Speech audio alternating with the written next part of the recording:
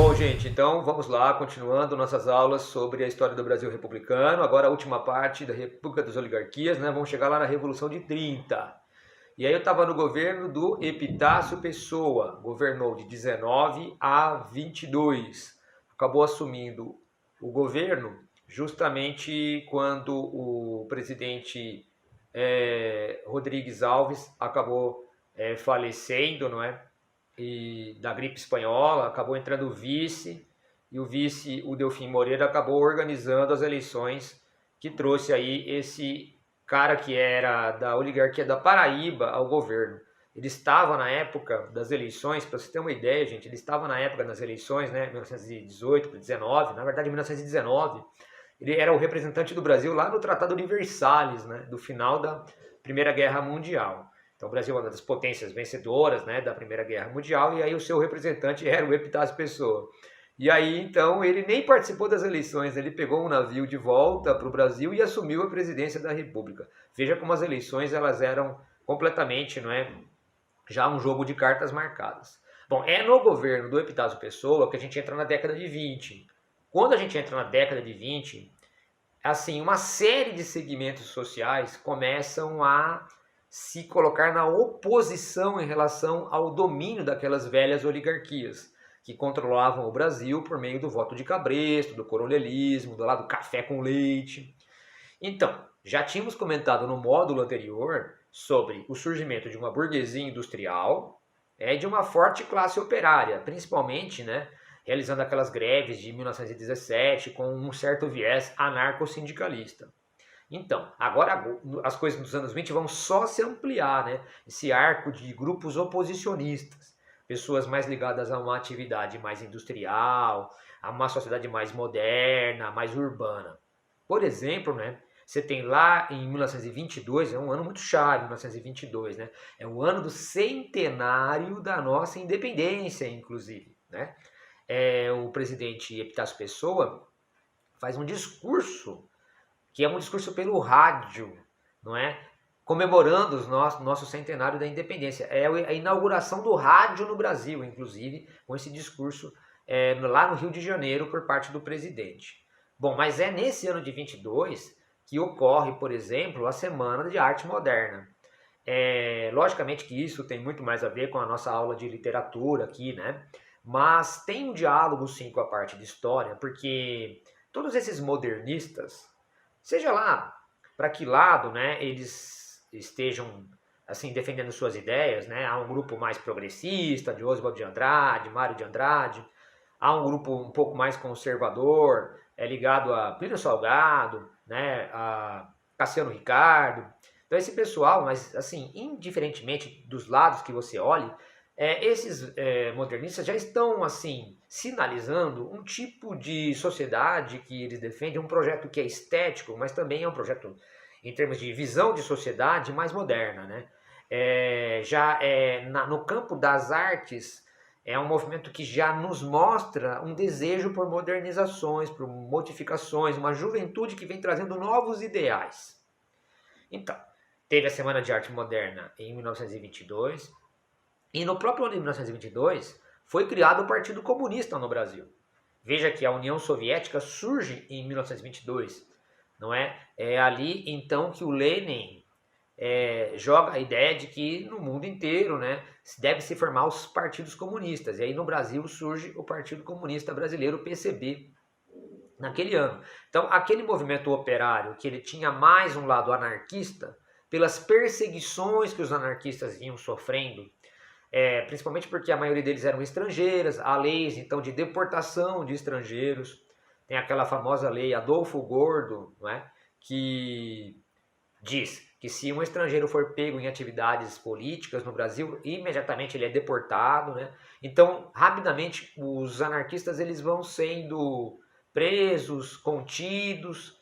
Agora existe então outro movimento que é o movimento comunista, que passa então a dominar este lado da classe operária. O comunista ele tem um partido, né? Os anarquistas não tinham o partido. E aí o partido passa inclusive a proteger seus filiados, não é? E aí dá mais sobrevida ao movimento. Então, Semana de Arte Moderna, tem o Partido Comunista, é a época do centenário da nossa independência, em 1922. São novos personagens que vão chegando e vão entrando em cena nesse momento dos anos 20 e que vão questionando o domínio das oligarquias tradicionais. Mas olha só, aí que vem agora a questão chave. A questão chave está no exército. Então vai emergir um movimento que nós vamos chamar de movimento tenentista. O que é o tenentismo? São jovens oficiais, não são soldados, não são cabos, não são pessoas de uma patente baixa no exército. São jovens que já entram, entendeu? Para estudarem no exército e se tornarem oficiais. Então são jovens tenentes, né? O primeiro grau lá do oficialato é ser o tenente. Então esses jovens tenentes, por isso esse nome genérico tenentismo, eles defendem a intervenção do exército para bloquear e destruir a máquina eleitoral das velhas oligarquias. Principalmente por isso que a gente diz que os tenentistas eram, então, defensores do voto secreto, justamente para a moralização das eleições. É difícil a gente definir assim, ideais desses tenentistas, porque eles eram, além, não eram muito intelectuais, eles não eram de escrever livros, na verdade eles eram de atuar. Eles queriam atuar contra tudo que está aí, era mais ou menos isso. E pôr uma ordem na casa, que o Brasil então se modernizasse. Era esse discurso mais oficial. E aí eles começam a agitar a política brasileira com movimentos armados, claramente com o objetivo de derrubar aquela velha oligarquia. O exército daria então um golpe de Estado, na verdade, né? Esta era a ideia que eles defendiam. Bom, então você tem o tenentismo, você tem o Partido Comunista, você tem a Semana de Arte Moderna, você tem então a própria burguesia industrial, que já se formava no Brasil naquele momento nos anos 20, e a classe operária, seja do viés anarquista ou seja do viés comunista. Muito bem, gente. Então esse pessoal todo vai começar a se movimentar na década de 20 e colocar em xeque o poder das oligarquias tradicionais. Bom, gente, aí o que eu vou falar para vocês? Vai ter a sucessão presidencial do Epitácio Pessoa lá em 22, né? Então, a sucessão presidencial, ela marca de novo um racha entre as oligarquias aqui no Brasil, porque o presidente Epitácio Pessoa, ele vai apoiar o Arthur Bernardes. Então, o Epitácio Pessoa vai apoiar nele, que era ligado, ele era da Paraíba, não é? Mas agora ele vai, então, assim, apoiar a oligarquia paulista, a tradicional oligarquia paulista, que tem já aquele acordo com a oligarquia mineira. Então, o Arthur Bernardes era oligarquia mineira, ele tinha sido governador de Minas Gerais anteriormente. Então, Arthur Bernardes é o candidato, vamos dizer assim, oficial. Mas os tenentes defendem o Nilo Peçanha, o ex-presidente Nilo Peçanha, lá que governou de 1909 a 1910, ele que é do Rio de Janeiro. Então há toda uma confusão entre o governo do governo federal e os militares nesse contexto das eleições de 1922. Obviamente, os tenentes denunciam a fraude, o voto de cabresto, né? Eles sempre falam disso. Quando, então, o Epitácio, quando o Arthur Bernardes, né, ganha as eleições, eles falam, tá vendo? Ó, eu avisei, eles iam fraudar e iam ganhar, por isso que o Nilo Peçanha perdeu. É aí a ideia do golpe de Estado, né? A ideia de se planejar um golpe de Estado para impedir a posse do Arthur Bernardes e dar posse ao candidato dos tenentes, que é o Nilo Peçanha. Houve, então, toda uma conspiração e ela ia redundar num golpe de Estado que ia acontecer lá num dia certo, em 1922, lá no meio de 1922. As eleições eram assim, né? Elas aconteciam no meio do ano e a posse só se dava lá em 15 de novembro. Então tinha todo um segundo semestre meio tenso, não é? Entre a eleição, o presidente estar eleito e ele tomar posse lá no final do ano. Né? 15 de novembro é a data da proclamação da República. Os presidentes tomavam posse nessa época aí, nesta data. Então, se combinou que os quartéis no Rio de Janeiro iriam se rebelar, iam tomar o poder. Só que assim, na hora H mesmo, a coisa não aconteceu. Só um dos fortes lá no Rio de Janeiro, né, um dos quartéis, que se rebelou, que foi o forte de Copacabana. Então, a situação ficou mais ou menos assim. Os soldados no Forte do Copacabana estão rebelados, mas assim, o resto dos soldados do Brasil não estão, né? Então eles cercam o Forte de Copacabana e até a Marinha, né, ameaça de bombardear o Forte de Copacabana, que fica ali, né, no litoral, né? Fica perto ao beira-mar, né? E aí então a situação fica muito tensa naquele dia lá. Aí foi dada a possibilidade dos caras se entregarem. A maioria se entregou e desistiu do golpe que queriam dar. Só que assim, 17 soldados permaneceram firmes, que eles iam sair do Forte de Copacabana, marchar pela Avenida Nossa Senhora de Copacabana até chegar no Palácio do Governo e tomar o governo. Era isso que eles iam fazer. E começaram a marcha mesmo, né, com 17. Houve um civil, o Otávio Correia, que entrou no grupo dos 17 militares, por isso ficaram 18. E este movimento, portanto, essa situação foi chamada de os 18 do Forte de Copacabana, de 1922. Então, a primeira grande agitação tenentista. Então, houve troca de tiros, os caras até resistiram por horas, não é? O exército, veja, são milhares de soldados ali, centenas e centenas de soldados contra 18 pessoas, não é? Os números finais, né, de mortos e feridos, assim, são muito... varia muito, dependendo da fonte que você pesquisa. Então, em geral, dizem que morreram dos 18, né, 14 morreram, né? Sobreviveu principalmente dois que ficaram muito famosos, o Siqueira Campos e o Eduardo Gomes, que se tornaram grandes líderes tenentistas a seguir ao sobreviver. E este movimento, então, recebeu o nome de 18 do Forte de Copacabana, não é? Quando então esses tenentes resistiram, né, e foram até o fim com a ideia de derrubar o governo. Aí o Arthur Bernardes tomou posse. Bom, quando o Arthur Bernardes toma posse, vai ser de 22 a 26, vai ser um governo complicado, porque os tenentes continuam se agitando no Brasil, né? E aí isto leva o presidente Arthur Bernardes a decretar estado de sítio no Brasil, né? Ele está em guerra permanente contra os jovens militares que se rebelam o tempo inteiro contra ele. Dos 48 meses, ou seja, são 4 anos de governo, 44 foram em estado de sítio. E a decorrência disso é que, porque houve vários movimentos desses tenentes ao longo desse governo do Arthur Bernardes, entre 22 e 26. Talvez, assim, os mais importantes sejam os seguintes.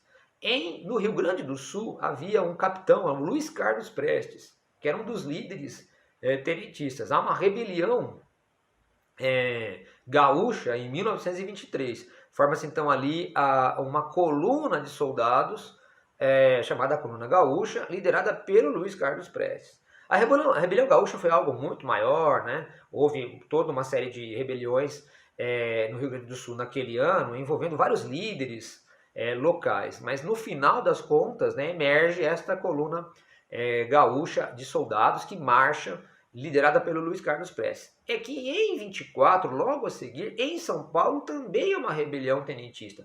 Há uma rebelião que se diz rebelião esquecida, né, em São Paulo. São Paulo chegou a ser bombardeada pelas tropas federais do Arthur Bernardes, né? A Moca, né, foi bombardeada, muitas vezes até indústrias, né, em São Paulo acabaram sendo bombardeadas. Lá em 1924, a revolta aqui dos tenentes paulista, né, liderada por Miguel Costa. Então, diz-se que a coluna gaúcha sai marchando e se encontra com a coluna paulista, em Foz do Iguaçu, no Paraná. E a junção dessas duas colunas, a coluna de Prestes e a coluna de soldados, liderada por Miguel Costa, formou a famosa coluna Prestes-Miguel Costa, que existiu marchando pelo Brasil entre 1925 e 27. Essa coluna de aproximadamente ali 1.500 soldados marchou pelo Paraná, portanto, entrou para o centro-oeste do Brasil, depois foi marchando pelo Nordeste, deu uma volta no Nordeste, voltou para o centro-oeste, foi lá pelo caminho do Mato Grosso e finalmente os 650 sobreviventes acabaram fugindo na Bolívia, e principalmente seu líder Luiz Carlos Prestes. O Prestes sempre disse que, na verdade, a ideia dessa coluna era ser um chamariz para que o exército brasileiro os atacasse no interior do país, para deixar a capital, Rio de Janeiro, sem a proteção, e aí os tenentes pudessem dar o golpe e prender o presidente lá no Rio de Janeiro. Seria mais ou menos essa a ideia da coluna, que não deu certo. O Luiz Carlos Prestes, daí que vai da Bolívia para Buenos Aires, na Argentina, e lá que ele toma contato com as ideias do Partido Comunista Brasileiro, lá que ele pede filiação. Então, esse momento do Luiz Carlos Prestes na coluna de 25 a 27, ele ainda não era ligado ao Partido Comunista, mas quando então ele chega em Buenos Aires, ele começa a tomar contato com aquela literatura, né, do Partido Comunista e tal, e aí ele começa a pensar, realmente eu sou um guerrilheiro, defendo movimentos armados, não faz muito sentido defender um movimento armado para derrubar um governo e colocar o Nilo Peçanha, que é outro oligarca, né, para governar. Então acho que faz sentido a proposta do Partido Comunista, fazer uma revolução e tal, para colocar a classe popular no poder. Então foi assim que ele meio que justificou esta mudança dele de rumo, o Luiz Carlos Prestes, que era então um dos grandes líderes tenentistas, e já era inclusive um capitão do exército brasileiro naquela época. Tá, então o tenentismo agitou o governo do Arthur Bernardes. Quando sai o Arthur Bernardes, entra o Washington Luiz. Então o Washington Luiz foi eleito em 26 e vai governar até 1930. Seria o último presidente da República das Oligarquias. Não é? Ele não sabia disso, mas nós já sabemos aqui, já vamos dar um spoiler para você.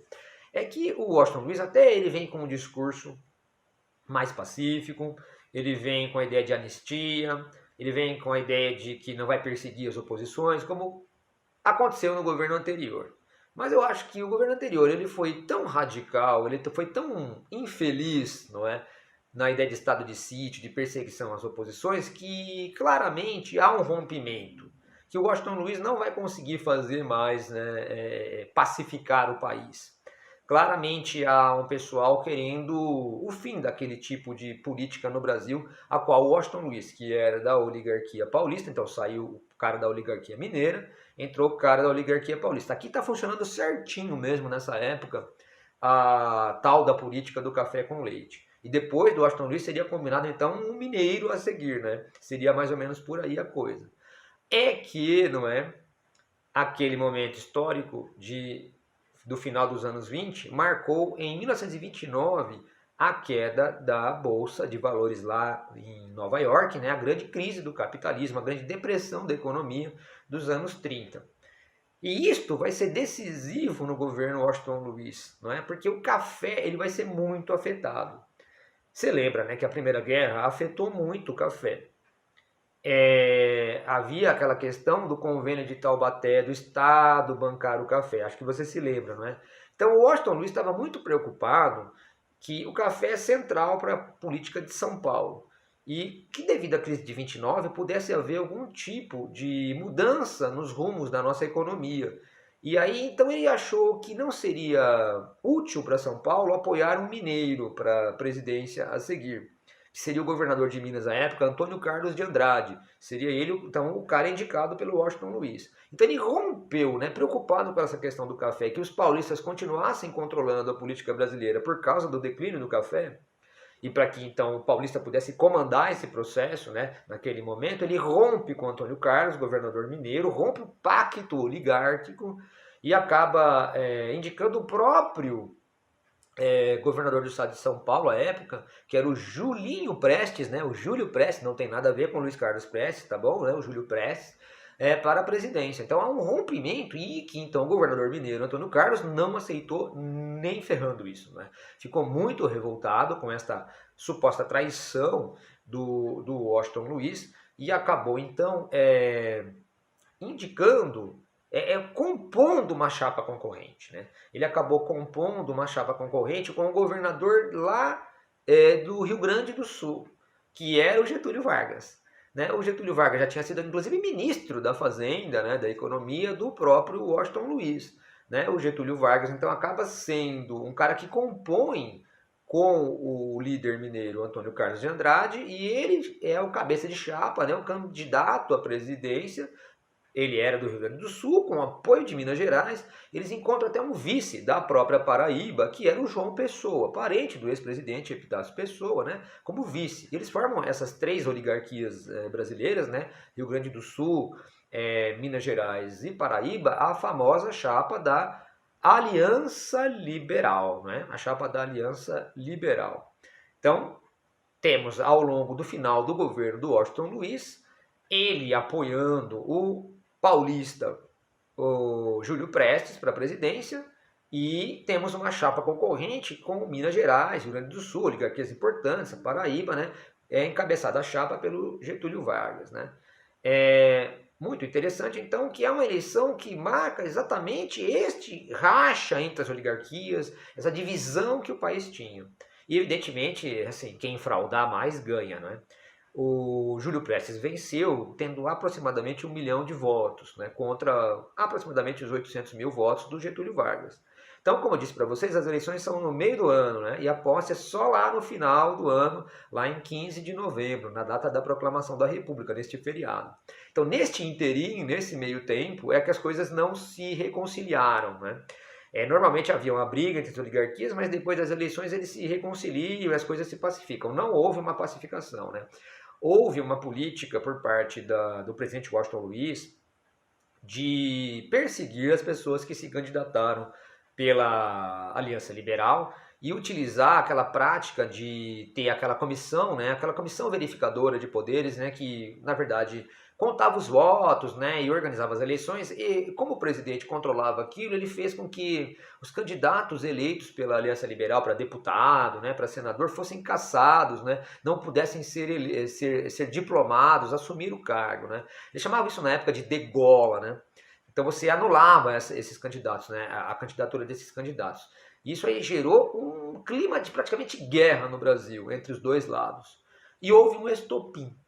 Esse estopim foi uma coisa muito aleatória, assim, na verdade não tinha muito a ver. O vice era o João Pessoa. O João Pessoa, ele tinha lá um suposto caso com uma moça que era casada. E aí o marido resolveu tomar as dores e acabou assassinando o João Pessoa. Foi lá em Recife, inclusive, isso. Bom, este assassinato do João Pessoa foi tido como mais uma hostilização por parte do Washington Luiz em relação aos candidatos da Aliança Liberal. E que aí este fato, então, foi utilizado, né, como um estopim para uma guerra, para uma revolução. Na verdade, então, capitaneados pelo pessoal da Paraíba, né, as oligarquias nordestinas se pegam as armas, né, o pessoal do Rio Grande do Sul também pega as armas, Minas Gerais, então, e vai marchar para a capital para derrubar o presidente, para prender o presidente. É um golpe militar que está em curso aí, não é? Então, logicamente que o governo federal vai tentar se defender e vai começar uma revolução no Brasil, uma guerra, lá no final do ano, né, do segundo semestre de 1930. Não ocorreu a batalha porque justamente quando as tropas dos dois lados se encontraram em Itararé, São Paulo, né, chegou a notícia que alguns generais, 3 generais lá no Rio de Janeiro, haviam prendido o presidente Washington Luiz e o presidente eleito Júlio Prestes, né? Eles deram um golpe lá, os militares lá no Rio de Janeiro, 3 generais, né? E aí então nem aconteceu a batalha, tão decantada a batalha, né? E esse episódio então vai receber o nome de A Revolução de 30. O Getúlio Vargas pega um trem, não é? Lá de Porto Alegre, chega no Rio de Janeiro, vai ao Congresso e diz: assumo provisoriamente a presidência do Brasil. Né? Esse provisório vai até 1945. Então o episódio da Revolução de 30 vai acabar levando o Getúlio Vargas, que tinha perdido as eleições, mas num golpe armado de Estado acaba então assumindo a presidência lá no final de 1930, a chamada Revolução de 30, e que vai dar origem à tal da República Velha, vai dar origem à tal da Era Vargas, e acaba com a tal da República, que agora passa a se chamar de República Velha, ou Primeira República. Tem esse presidente Washington Luiz aí, que foi deposto nesse golpe de Estado que eu acabei de dizer para vocês, né, que dizia que, ele dizia assim, era uma frase célebre, né, de que a questão social é um caso de polícia, né, ele quer dizer que as demandas da população, né, a solução para elas, né, é chamar a polícia e prender todo mundo, né. Essa frase ficou muito famosa, até se alude que ele nem disse muito bem isso, mas ela é muito marca dessa República Velha. Porque agora a nova política do Getúlio vai ser diferente, não é? Ele vai pegar o elemento social e vai saber trabalhar de uma outra forma. Mas essa outra forma a gente vê no próximo módulo, que vai começar a contar para vocês a Era Vargas. Tá bom, gente? Valeu!